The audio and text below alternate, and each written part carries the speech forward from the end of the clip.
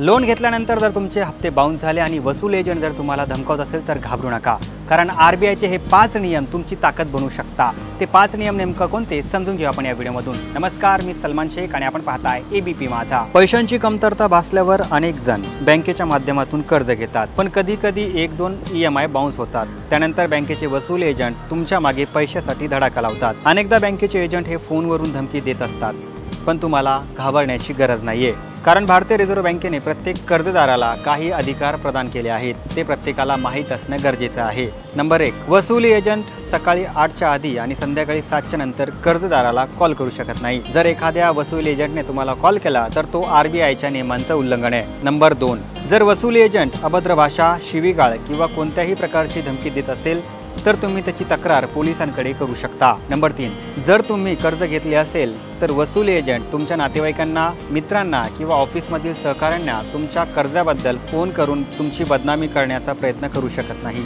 हे देखील गोपनीयतेचे उल्लंघन आहे आणि ते पूर्णपणे बेकायदेशीर मानले जाते। नंबर 4, वसूल एजंट कधीही तुमच्या घरी किंवा ऑफिसमध्ये तुम्हाला माहिती न देता किंवा तुमच्या संमतीशिवाय येऊ शकत नाही। तुम्ही राहत असलेल्या परिसरात तुमची बदनामी करू शकत नाही किंवा तुमच्या ऑफिसमध्ये गोंधळ घालू शकत नाही।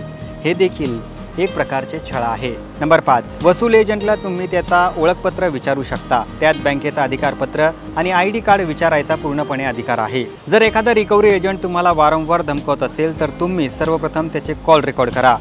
हा एक ठोस पुरावा म्हणून कामी येऊ शकतो। यानंतर त्या बँकेच्या किंवा NBFCच्या नोडल ऑफिसरला लेखी तक्रार पाठवा आणि त्याची ईमेल प्रत सुरक्षित ठेवा। जर 30 दिवसात कोणतीही कारवाई झाली नाही तर तुम्ही आरबीआयच्या बँकिंग लोकपालाकडे याची ऑनलाईन तक्रार देखील करू शकता। तुम्हाला ही माहिती कशी वाटली आम्हाला कमेंट करून नक्की कळवा आणि जास्तीत जास्त लोकांपर्यंत हा व्हिडिओ शेअर करा आणि पाहत रहा एबीपी माझा।